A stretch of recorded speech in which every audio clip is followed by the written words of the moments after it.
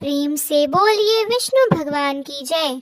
आप सभी का दिन शुभ और मंगलमय हो। आज दिनांक है 28 जनवरी और दिन है बुधवार और माघ मास के शुक्ल पक्ष की दशमी तिथि है। आज ब्रह्म मुहूर्त सुबह लगभग 5:35 से लेकर 6:23 तक रहेगा। सूर्योदय होगा सुबह 7:12 पर और सूर्यास्त शाम 5:57 पर होगा। और आज राहु काल दोपहर 12:48 से लेकर 2:01 तक रहेगा। पहले हम आपको सुनाते हैं माघ मास में सुने जाने वाली कहानियाँ, उसके बाद माघ मास महात्म्य और फिर भगवत कथा का भी श्रवण करेंगे। तो आइए सुनते हैं माघ मास की कहानी। एक गांव में एक सेठ और सेठानी रहा करते थे। वे बहुत धार्मिक प्रवृत्ति के थे और गणेश जी के अनन्य भक्त भी थे। वे दोनों बिना चूके हर बुधवार को गणेश जी का व्रत करते थे और शाम को ब्राह्मणों को भोजन कराने के बाद अपना व्रत खोलते थे। सेठ जी का काफी बड़ा परिवार था। वे सब आपस में बहुत प्यार और भाईचारे से रहते थे, लेकिन सेठ और सेठ की कोई संतान नहीं थी। इस विषय में परिवार और गांव के लोग आपस में बहुत बात किया करते थे। सभी लोग जेठानी को बांझ बुलाते थे। यह सभी बात सुनकर सेठ और सेठानी बहुत दुखी होते थे। एक दिन बुधवार के दिन सेठ और सेठानी भगवान गणेश जी की पूजा संपन्न करा के मंदिर के बाहर आ रहे थे। तभी उन्हें सीढ़ियों पर एक छोटा बच्चा अकेले बैठा हुआ दिखाई दिया। बालक को देखते ही दोनों उसके पास गए और पूछा कि तुम्हारे माता पिता कहाँ हैं। लेकिन बच्चों ने अभी ठीक से बोलना तक नहीं सीखा था, इसलिए वह बोल ही नहीं पाए। पर दोनों सेठ और सेठानी बच्चों के पास शाम तक ही बैठे रहे। तब तक पंडित जी और सेठ जी उन्हें अपने नौकर के आसपास जाकर बच्चे के माता पिता को खोजने की कोशिश की, लेकिन उन्होंने बच्चों के माता पिता या बच्चे खोने की कोई खबर ही नहीं मिली।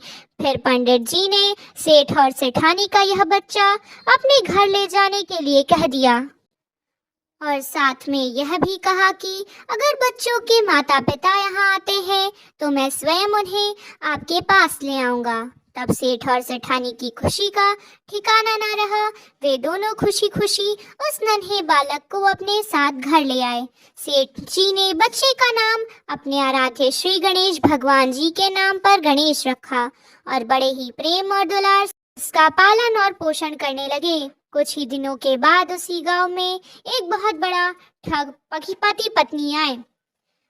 उनके इरादे थे कि गांव के सबसे अमीर आदमी को ठगने था। वे दोनों ठग गणेश मंदिर को सीढ़ियों पर बैठकर सोच विचार कर रहे थे। तभी वहां पर पंडित जी आए और गांव में अनजान लोगों को देखते ही उन्होंने पूछा कि क्या आपका बच्चा खो गया है। दोनों चोरी चाकरी के लिए बहाना ही ढूंढ रहे थे, इसलिए उन दोनों ने तुरंत ही हाँ कह दिया। तब पंडित जी ने कहा कि देखिए, चिंता की कोई बात नहीं है, आपका बच्चा एक सेठ जी के घर पर पल रहा है। पंडित जी उन दोनों ठग को सेठ जी के घर ले आए और कहा, सेठ जी, गणेश के पिता और माता यहाँ आ गए हैं। यह खबर सुनकर सेठ और सेठानी बहुत दुखी हुए।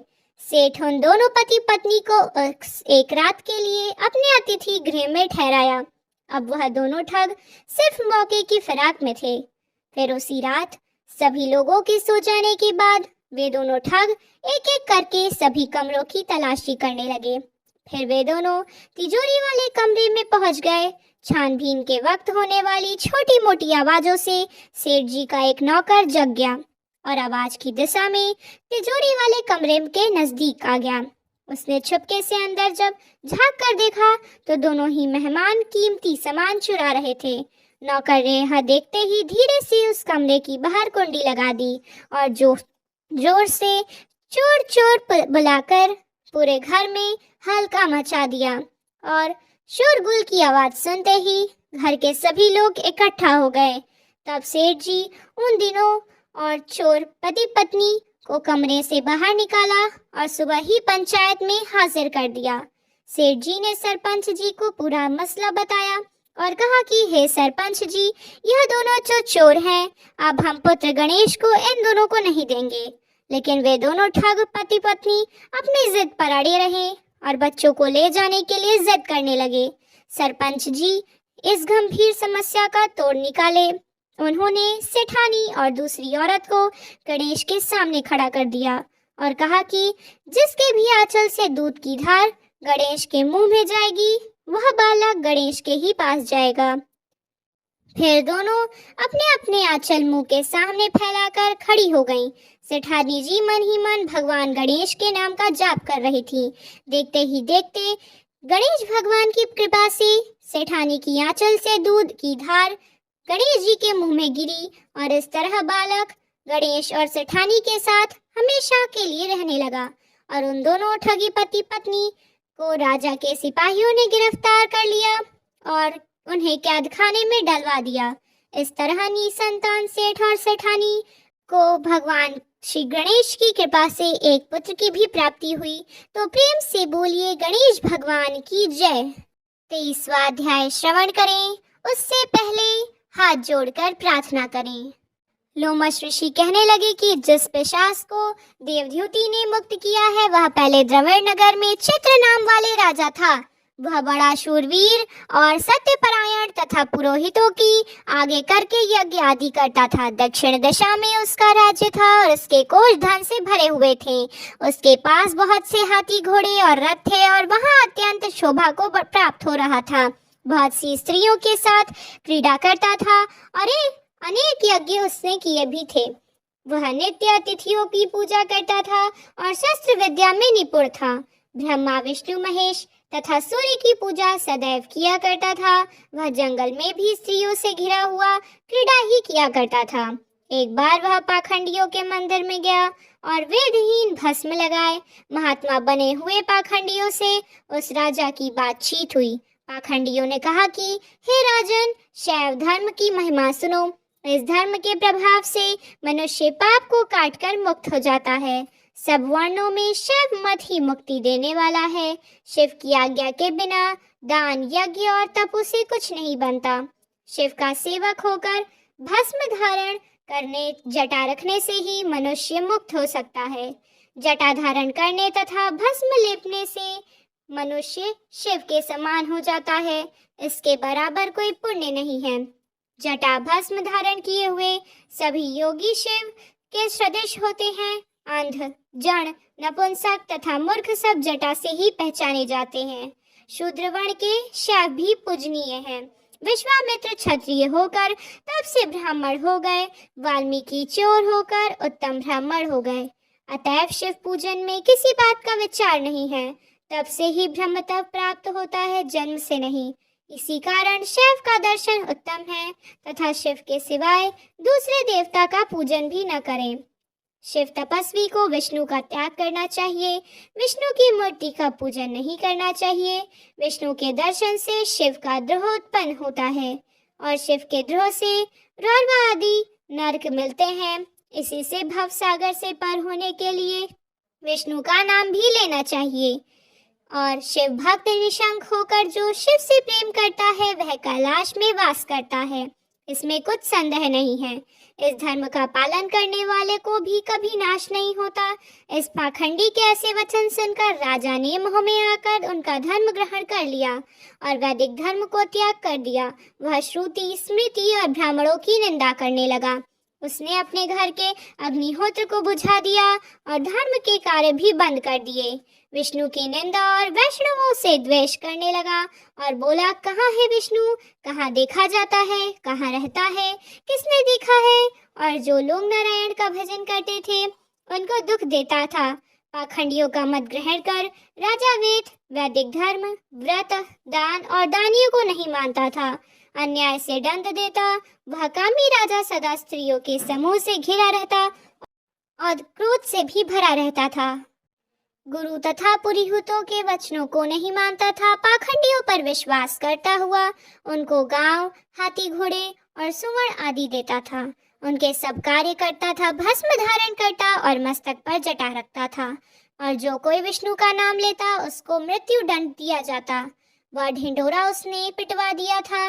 उसके भय से ब्राह्मणों तथा वैष्णवों ने उस देश को छोड़ दिया और दूसरे देशों को चले गए। सारे देशवासी केवल नदी के जल से जीते थे। जीविका से दुखी होकर वृक्ष आदि नहीं लगाते थे, न ही खेती बाड़ी करते थे। प्रजा अन्न के प्रभाव से गला सड़ा अन्न भी खा सकते थे और आचार विचार अग्नि क्रिया सबको छोड़कर काल रूप की तरह वह राजा शासन करता था। कुछ काल पश्चात उस राजा की मृत्यु हो गई और वैदिक रीति ने भी उसकी क्रिया भी नहीं की। यह यमदूतों से अनेक प्रकार के दुख उठाता रहा। कहीं लोहे की कीलों पर से चलना पड़ा, कहीं जलते अंगारों पर चलना पड़ा। जहाँ सूर्य अति तीव्र था और न कोई छाया का वृक्ष था, कहीं लोहे के डंडों से पीटा गया, कहीं बड़े बड़े दांते वाले भेड़ियों और कुत्तों से काटा गया। इस प्रकार दूसरे पापियों का हाहाकार सुनकर वह राजा यमलोक में पहुंचा। प्रिय श्रोताओं, माघ मास महात्म्य में आज बस इतना ही। इसके आगे का वृत्तांत आप सभी कल सुनिएगा। अब सुनिए आज की भगवत कथा। श्री मैत्री जी कहते हैं कि हे विदुर जी, ध्रुव ने प्रजापति शिशुमार की पुत्री भ्रमी के साथ विवाह किया। उनसे उनके कल्प और वत्सर नाम के 2 पुत्र हुए हैं। महाबली ध्रुव की दूसरी स्त्री वायुपुत्री ईला थी। उससे उनके उत्कल नाम के एक पुत्र और एक कन्या रत्न का जन्म हुआ है। उत्तम का भी अभी विवाह नहीं हुआ था कि एक दिन शिकार खेलते समय उसे हिमालय पर्वत पर एक बलवान वृक्ष यक्ष ने मार डाला। उसके साथ उसकी माता भी परलोक से धार गईं। ध्रुव ने जब भाई के मारे जाने का समाचार सुना तो वे क्रोध, शोक और उद्वेग से भरकर एक विजयप्रद रथ पर सवार होकर यक्षों के देश में जा पहुंचा। उन्होंने उत्तर दिशा में जाकर हिमालय की घाटी में यक्षों से भरी हुई अलकापुरी देखी। उसमें अनेकों भूत, प्रेत, पिशाच और रुद्रानुचार रहते थे। हे विदुर जी, वहां पहुंचकर महाबाहु ध्रुव ने अपना शंख बजाया तथा संपूर्ण आकाश और दिशाओं को गुंजा दिया। उस शंख ध्वनि से यक्ष पत्नियां बहुत ही डर गईं। उनकी आंखें भय से कातिर हो उठी। वीरवर विदुर जी, महाबलवान यक्ष वीरों को यह शंखनाद सहन नहीं हुआ, इसलिए वे तरह तरह के अस्त्र शस्त्र लेकर नगर के बाहर निकल आए और फिर ध्रुव पर टूट पड़े। महारथी ध्रुव प्रचंड धनुर्धर थे। उन्होंने एक ही साथ उनमें से प्रत्येक को 3-3 बाण मारे। उन सभी ने जब अपने अपने मस्तकों पे 3-3 बाण लगे देखे, तब उन्हें यह विश्वास हो गया कि हमारी हार निश्चित है। वे ध्रुव जी के इस अद्भुत पराक्रम की परीक्षा और प्रशंसा भी करने लगे। फिर जैसे सर्प किसी के पैरों का आघात नहीं सहन करते, उसी प्रकार ध्रुव के इस पराक्रम को न सहन करके उन्होंने भी उन्हें बाणों की जवाब में एक ही साथ उसने दुगने 6-6 बाण छोड़े। यक्षों की संख्या 13 या दुध थी और उन्होंने ध्रुव जी का बदला लेने के लिए अत्यंत कुपित होकर रथ और सारथी के सहित उन पर परिघ, खड़ग, प्रास, त्रिशूल, फरसा, शक्ति, रष्टि, भुसंडी तथा चित्र विचित्र पंखदार बाणों की वर्षा प्रारंभ कर दी। इस भीषण शस्त्र वर्षा से ध्रुव जी बिल्कुल ढक गए। तब लोगों को उनका दिखना वैसा बंद हो गया जैसे भारी वर्षा से पर्वत का। उस समय जो सिद्धगण आकाश में स्थिर होकर इस दृश्य को देख रहे थे, वे सब हाय हाय करके कहने लगे, यक्ष सेना रूप समुद्र में डूबकर ही मानव सूर्यास्त हो गया। यक्ष अपनी लोक विजय की घोषणा करते हुए युद्ध क्षेत्र में सिंह की तरह गरजने लगे।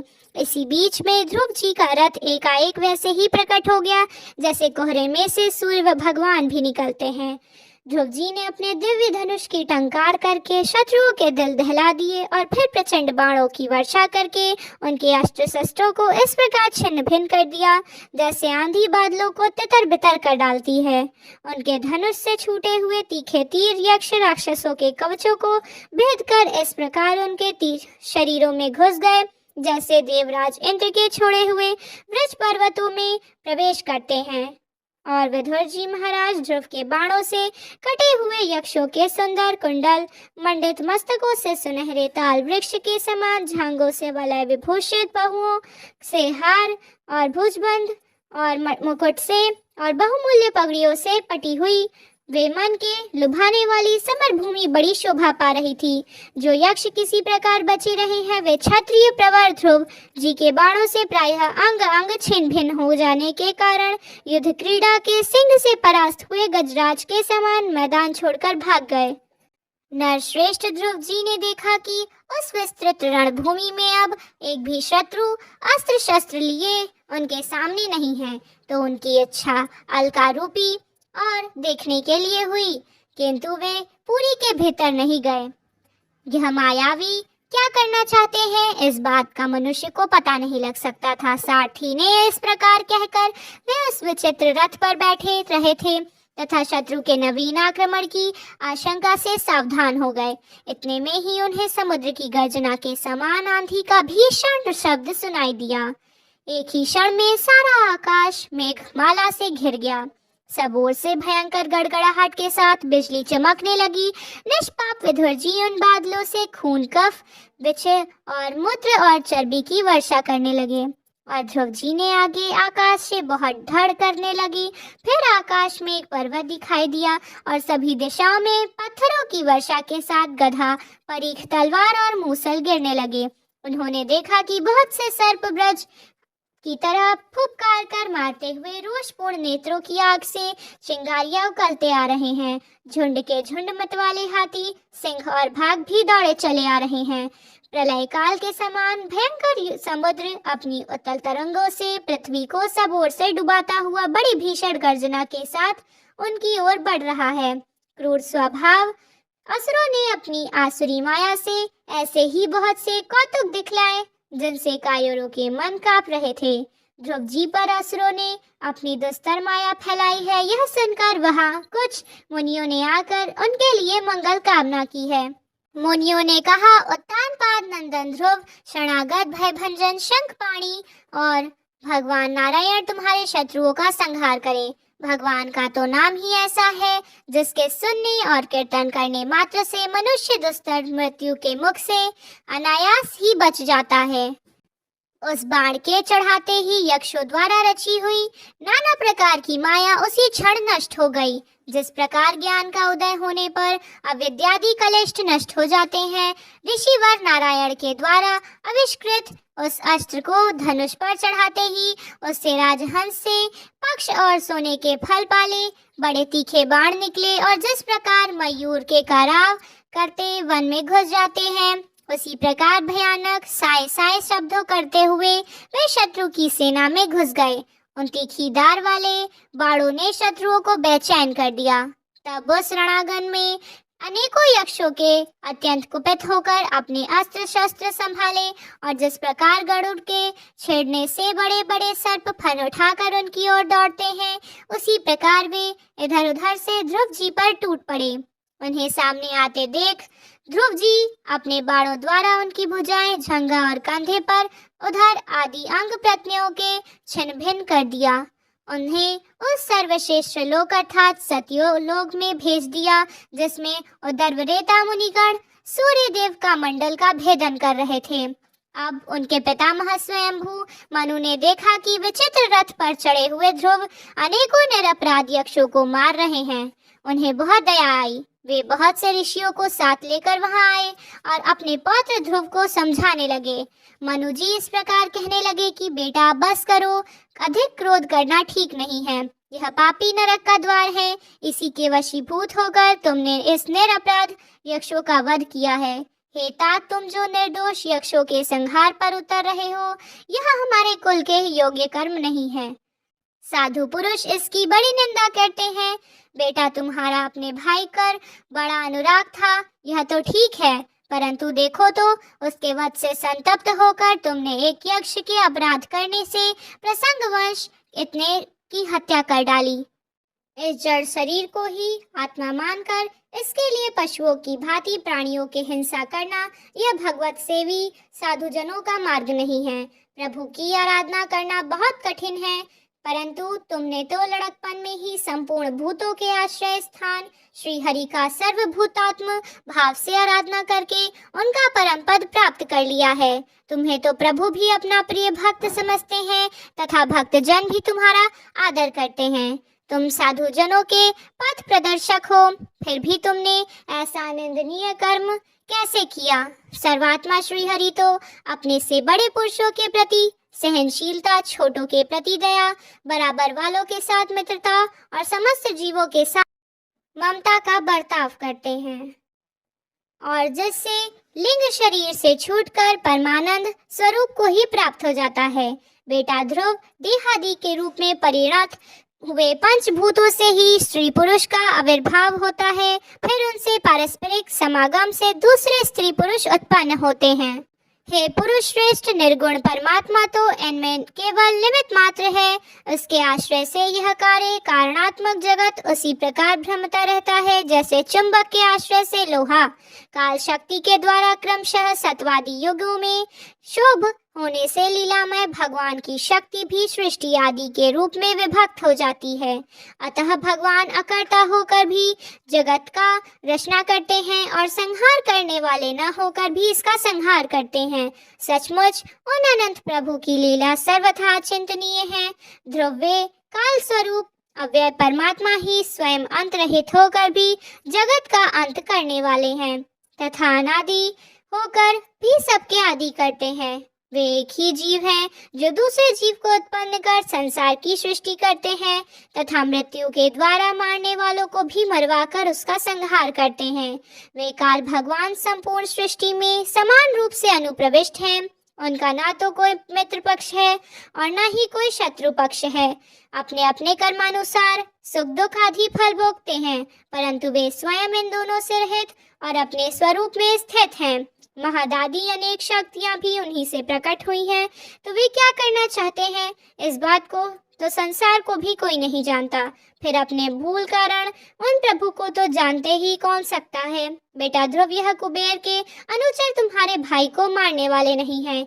एकमात्र वही संसार को रचता पालता और नष्ट करता है, किंतु अहंकार शून्य होने के कारण उसके गुण कर्मों से वह सदा निर्लेप रहता है। वे संपूर्ण प्राणियों के अंतरात्मा और रक्षा करने वाले प्रभु अपनी माया से शक्ति से युक्त होकर समस्त जीवों का सृजन और पालन संहार करते हैं। वे अभक्तों के लिए मृत्यु रूप और भक्तों के लिए अमृत रूप हैं तथा संसार के एकमात्र आश्रय हैं।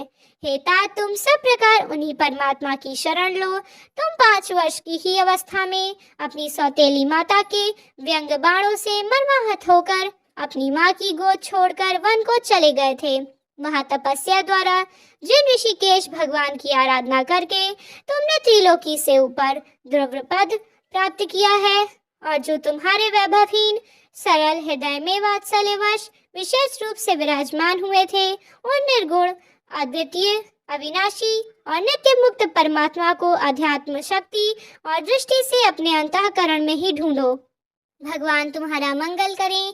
क्रोध के वशीभूत हुए पुरुषों से सभी लोगों का बड़ा भय होता है, इसलिए जो बुद्धिमान पुरुष ऐसा चाहते हैं कि मुझसे किसी भी प्राणी का कोई भय न हो, मुझे भी किसी से कोई भय न हो, उसे क्रोध के वश में कभी नहीं होना चाहिए। तुमने जो यह समझकर कि मेरे भाई के मारने वाले यह हैं, इतने यक्षों का संहार किया है, इससे तुम्हारे द्वारा भगवान शंकर के सखा कुबेर जी का बड़ा अपराध हुआ है। इसलिए पुत्र, जब तक कि महापुरुषों का तेज हमारे कुल को आक्रांत नहीं कर लेता, इसके पहले ही विनम्र भाषण और विनय के द्वारा शीघ्र ही उन्हें प्रसन्न कर लो। इस प्रकार स्वयंभू मनु ने अपने पौत्र ध्रुव की शिक्षा दी और तब ध्रुव जी ने उन्हें प्रणाम किया। इसके पश्चात महर्षियों के सहित वे अपने लोक को चले गए। उस समय यक्षचारण और किन्नर लोग उनकी स्तुति कर रहे थे। उन्हें देखते ही ध्रुव जी हाथ जोड़कर खड़े हो गए। तब कुबेर जी ने कहा कि हे शुद्ध हृदय क्षत्रिय कुमार, तुमने अपने दादा के उपदेश से ऐसा दुस्तक वैर त्याग दिया है, इससे मैं तुम पर बहुत प्रसन्न हूँ। वास्तव में न मैं तुमने यक्षों को मारा है और न यक्षों से तुम्हारे भाई को समस्त जीवों की उत्पत्ति और विनाश का कारण है, तो एकमात्र काल ही है। यदि मैं तू आदि मिथ्या बुद्धि तो जीवन को अज्ञानवश स्वप्न में समान शरीर की ही आदि है और आत्मा बनाने से उत्पन्न होती है। ध्रुव, अब तुम जाओ, भगवान तुम्हारा मंगल करें। तुम संसार पाश से मुक्त होने के लिए सब जीवों में समदृष्टि रखकर सर्वभूत भगवान श्री हरि का भजन करो। वे संसार पाश का छेदन करने वाले हैं तथा संसार की उत्पत्ति आदि अपनी त्रिगुणात्मकता माया से शक्ति से उनके चरण कमल ही सबके लिए भजन करने योग्य हैं। इसलिए तुम अवश्य ही वर पाने योग्य हो ध्रुव। तुम्हें जिस भी वर की इच्छा हो मुझसे निसंकोच और निशंक होकर मांग लो। श्री मैत्रेय जी कहते हैं, विदुर जी, यक्षराज कुबेर ने जब इस प्रकार वर मांगने के लिए आग्रह किया तब महाभागवत महामती ध्रुव जी ने उनसे यही मांगा कि मुझे श्री हरि की अखंड स्मृति बना दो, और जिससे मनुष्य सहज ही दो स्तर संसार सागर को पार कर जाता है। इडवीड़ा के पुत्र कुबेर जी ने बड़े प्रसन्न मन से उन्हें भगवत स्मृति प्रदान की। फिर उन्हें देखते ही देखते वे अंतर ध्यान हो गए। इसके पश्चात ध्रुव जी भी अपनी राजधानी को वापस लौट आए। वहां रहते हुए उन्होंने बड़ी बड़ी दक्षिणा वाले यज्ञों से भगवान यज्ञ पुरुष की आराधना की। भगवान की द्रव्य क्रिया देवता संबंधी समस्त कर्म और उसके फल हैं तथा वे ही कर्म फल के दाता भी हैं। सर्वोपाधि शून्य सर्वात्मा श्री अच्युत जी में प्रबल वेग युक्त भक्ति भाव रखते हुए ध्रुव जी अपने में और समस्त प्राणियों में सर्वव्यापक हैं। इस प्रकार तरह तरह के ऐश्वर्य भोग से पुण्य का और भोगों से त्याग पूर्वक यज्ञ आदि कर्मों से अनुष्ठान से पाप का क्षय करते हुए उन्होंने 36,000 वर्षों तक पृथ्वी पर शासन किया। जितेंद्रिय महात्मा ध्रुव ने इसी तरह अर्थ धर्म और काम से संपादन में बहुत से वर्ष बिताकर अपने पुत्र उत्कल को राज सिंहासन सौंप दिया। इस संपूर्ण दृश्य प्रपंच को अविद्या रचित स्वप्न और गंधर्व नगर के समान माया से अपने में ही कल्पित मानकर और यह समझकर कि शरीर स्त्री पुत्र मित्र सेना भरा पूरा खजाना जानने वाले महन सुरमय विहार भूमि और समुद्र पर्यतः भूमंडल का राज्य यह भी काल के गाल पड़े हुए हैं। वे भद्रिका आश्रम में चले गए हैं। वहां उन्होंने पवित्र जल में स्नान कर इंद्रियों को विशुद्ध किया और अर्थात शांत किया। फिर स्थिर आसन से बैठकर प्राणायाम द्वारा वायु को वश में किया। उसी विराट रूप का चिंतन करते करते वे अंत में ध्याता और धैर्य के भय से शून्य निर्विकल्प में लीन हो गए और उस अवस्था में विराट रूप का भी परित्याग कर दिया। इस प्रकार भगवान श्री हरि के प्रति निरंतर भक्ति भाव का प्रभाव चलते ही रहने से उनके नेत्रों में बार बार आनंद श्राव की बाढ़ ही आ जाती। इससे उनका हृदय द्रवीभूत हो गया और शरीर में रोमांच हो गया। फिर देहाभिमान गलत हो जाने से उन्होंने ध्रुव हूँ और स्मृति भी नहीं रही। इसी समय ध्रुव जी ने आकाश में एक बड़ा ही सुंदर विमान उतरते हुए देखा। उसमें 2 श्रेष्ठ पार्षद गदाओं का सहारा लिए खड़े थे। उनकी 4 भुजाएं थीं, सुंदर श्याम शरीर था, किशोर अवस्था थी और अरुण के कमल के समान नेत्र थे। वे सुंदर वस्त्र, किरीट, हार, बाजूबंद और अति मनोहर कुंडल धारण किए हुए थे। उन्होंने पुण्य श्लोक श्री हरि के सेवक जान ध्रुव जी हड़बड़ाहट में पूजा आदि का क्रम भूलकर सहसा खड़े हो गए। उन्होंने अपना सिर नीचे किए खड़े रहे और तब श्री हरि के प्रिय पार्षद सुनंद और नंद ने उनके पास जाकर मुस्कुराते हुए कहा, राजन आपका कल्याण हो। अब आप सावधान होकर हमारी बात सुनिए। आपने 5 वर्ष की अवस्था में ही तपस्या करके सर्वेश्वर भगवान को प्रसन्न कर लिया था।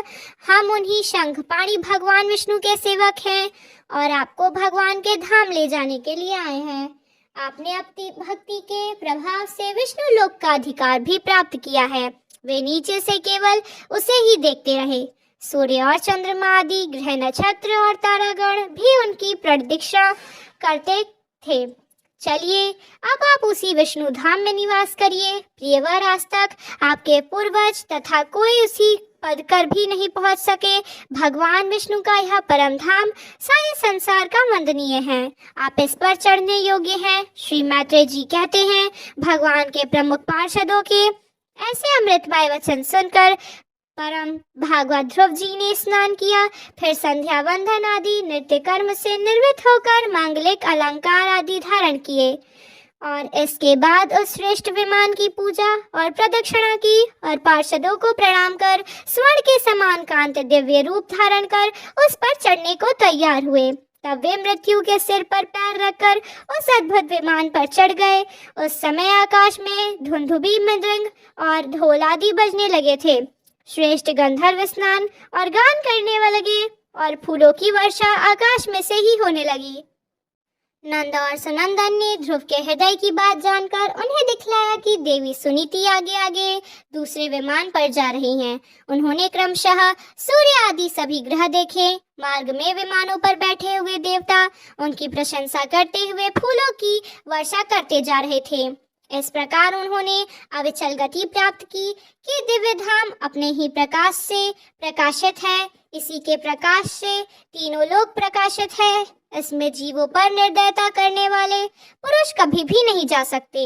यहाँ तो उन्हीं की पहुँच होती है जो दिन रात प्राणियों के कल्याण के लिए शुभ कर्म ही करते रहते हैं, जो शांत, समदर्शी, शुद्ध और सभी प्राणियों को प्रसन्न रखने वाले हैं तथा भगवत भक्तों को ही अपने एकमात्र सच्चा सुहृद मानते हैं।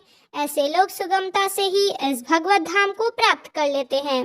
इस प्रकार उत्तनपाद के पुत्र भगवत परायण श्री ध्रुव जी तीनों लोगों के ऊपर उसके निर्मल चूड़ामणि के समान विराजमान हुए थे। हे कुरुनंदन, जिस प्रकार दाएं चलाने के समय खंबे के चारों ओर बैल घूमती हैं, उसी प्रकार यह गंभीर वेग वाले ज्योतिष चक्र उस अविनाशी लोक के आश्रय ही निरंतर घूमता रहता है। नारायण नारायण पति परायण सुनीति के पुत्र ध्रुव ने तपस्या द्वारा अद्भुत शक्ति संचित करके जो गति पाई है, वह भगवत धर्मों की आलोचना करके वेदवादी मुनिगण भी नहीं पा सकते। अहो, वे 5 वर्ष की अवस्था में ही सौतेली माता के वाग बाणों से मर्माहत होकर दुखी हृदय से वन में चले गए और मेरे उपदेश के अनुसार आचरण करके उन्होंने आज अजय प्रभु को जीत लिया है। और किंतु उन्हें अधिकृत करते हुए इस व्रत को भूमंडल में कोई दूसरा क्षत्रिय तो क्या वर्षों तक तपस्या करके भी नहीं पा सकता। तब श्री मैत्रेय जी कहते हैं कि विदुर जी, तुमने मुझसे उदार कीर्ति ध्रुव जी के चरित्र के विषय में पूछा है, सो मैंने तुम्हें वह पूरा का पूरा सुना दिया। साधुजन इस चरित्र की बड़ी प्रशंसा करते हैं। यह धन और आयु की वृद्धि करने वाला है, परम पवित्र और अत्यंत मंगलमय है। यह देवत्व की प्राप्ति कराने वाले बड़े ही प्रशंसनीय और समस्त पापों का नाश करने वाले हैं। हे भगवत भक्त ध्रुव के इस पवित्र चरित्र को जो श्रद्धा पूर्वक बार बार सुनते हैं, उन्हें भगवान की भक्ति की प्राप्ति होती है। जो महत्व चाहते हैं कि उन्हें महत्व की प्राप्ति करने वाला स्थान मिले, जो तेज चाहते हैं उन्हें तेज प्राप्त होता है और मन सवियों का मन बढ़ता है। पवित्र कीर्ति ध्रुव जी ने इस महान चरित्र का प्रातः और सायंकाल ब्राह्मण आदि द्वितीयों के समाज में एकाग्रचित्त से कीर्तन करना चाहिए। वह स्वयं अपने आत्मा में ही संतुष्ट रहने लगता है और सिद्ध हो जाता है। यह साक्षात भगवत विषयक अमृतमय ज्ञान है। जो लोग भगवान मार्ग में मर्म अभिज्ञ और उन्हें कोई भी प्रदान करता है, उस दीन वत्सल कृपालु पुरुष पर देवता अनुग्रह करते हैं। ध्रुव जी के कर्म सर्वत्र प्रसिद्धि और परम पवित्र हैं। वे अपनी बाल्यावस्था में ही अपनी माता के घर और खिलौने का मोह छोड़कर श्री विष्णु भगवान की शरण में चले गए थे। श्री सूत जी कहते हैं कि शौनक जी, श्री मैत्रेय मुनि के मुख से ध्रुव जी के विष्णु पद पर आरूढ़ होने के कारण का वृत्तांत सुनिए। विदुर जी के हृदय में भगवान विष्णु की भक्ति का उद्वेग हो आया है और उन्होंने फिर मैत्रेय जी से प्रश्न करना आरंभ कर दिया।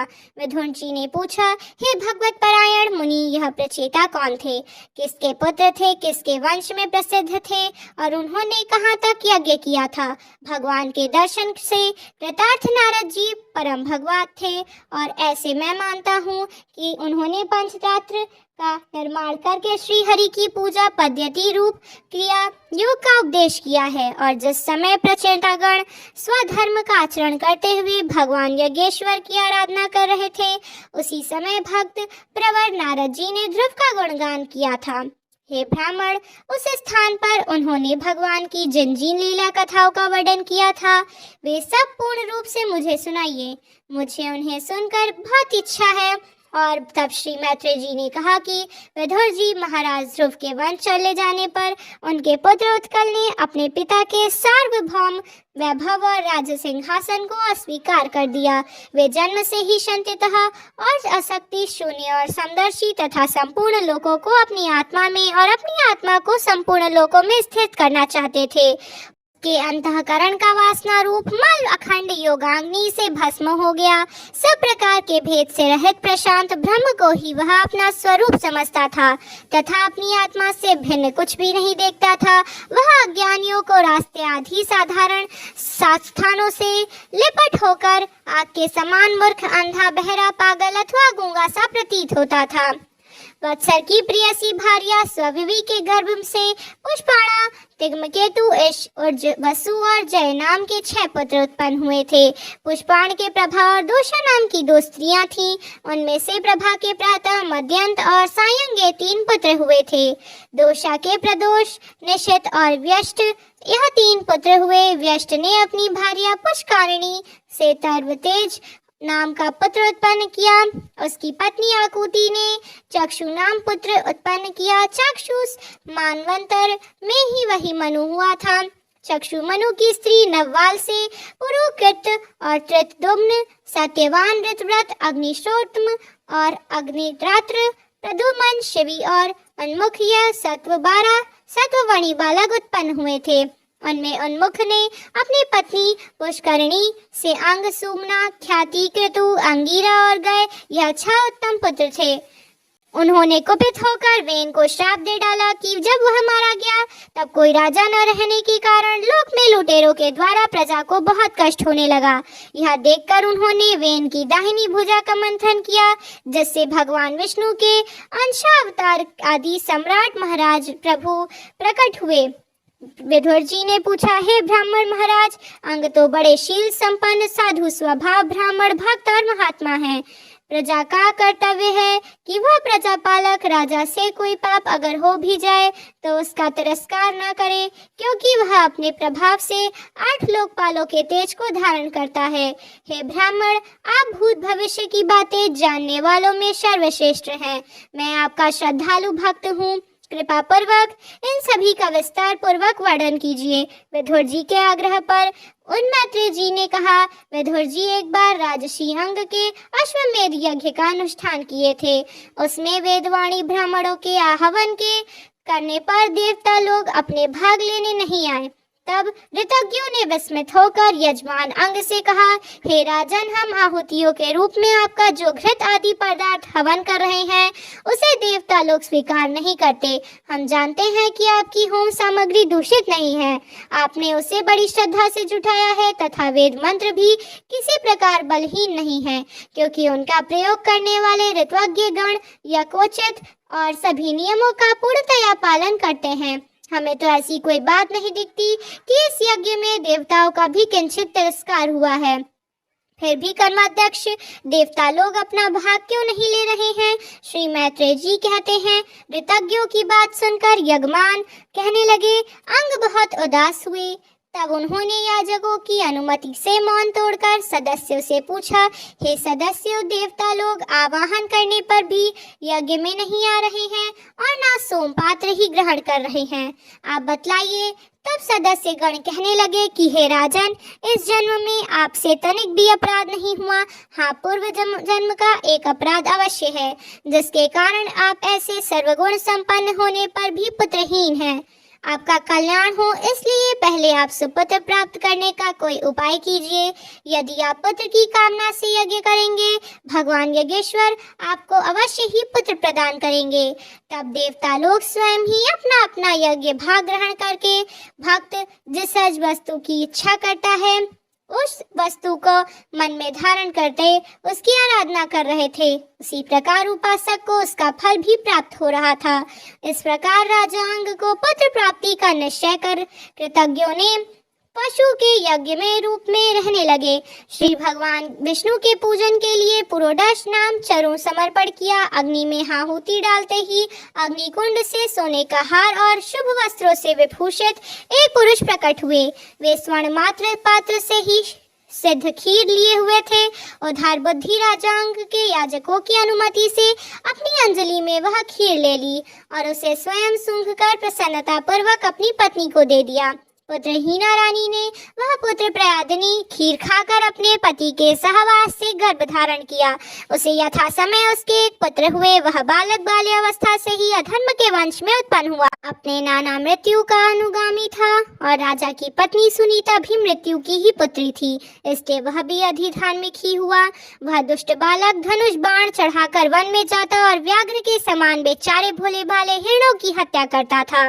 उसे देखते ही पूर्ववासी लोग वैनाया वैनाया कहकर पुकार उठते थे।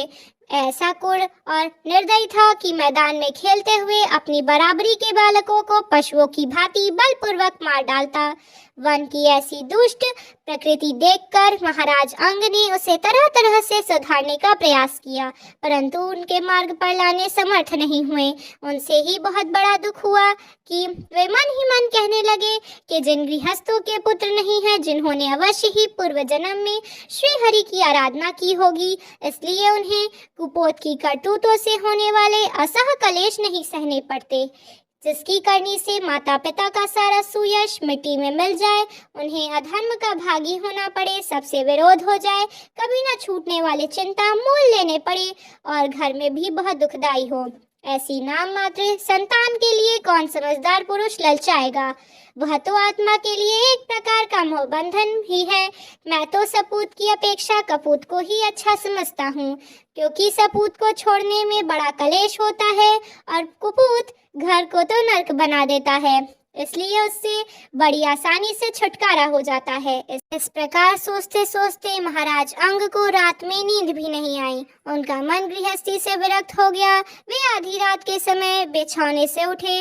उस समय वे इनकी माता नींद में बेसुध पड़ी हुई थी और राजा ने सबका मुंह छोड़ दिया और उसी समय किसी को पता न चले, इस प्रकार चुपचाप उस महान ऐश्वर्य से भरे राजमहल से निकलकर वन को चल गए। महाराज विरक्त होकर घर से निकल गए थे। यह जानकर सभी प्रजाजन, पुरोहित, मंत्री और सुहदक सभी अत्यंत शोकाकुल होकर पृथ्वी पर उनकी खोज करने लगे। ठीक वैसे ही जैसे योग का अर्थात रहस्य न जानने वाले पुरुष अपने हृदय में छिपे हुए भगवान को बाहर खोजते हैं। जब उन्होंने अपने स्वामी का कहीं पता न लगा, तब वे निराश होकर नगर में लौट आए और वहाँ जो मुनिजन एकत्रित हुए थे, उन्हें यथावत प्रणाम करके उन्होंने आंखों में आंसू भरकर महाराज के न मिलने का वृतांत सुनाया। हरे कृष्ण। भगवत कथा में आज बस इतना ही। अगर आपको यह वीडियो पसंद आई हो तो वीडियो को लाइक और चैनल को सब्सक्राइब कीजिएगा और 24वें अध्याय के लिए चैनल से जुड़े रहिएगा।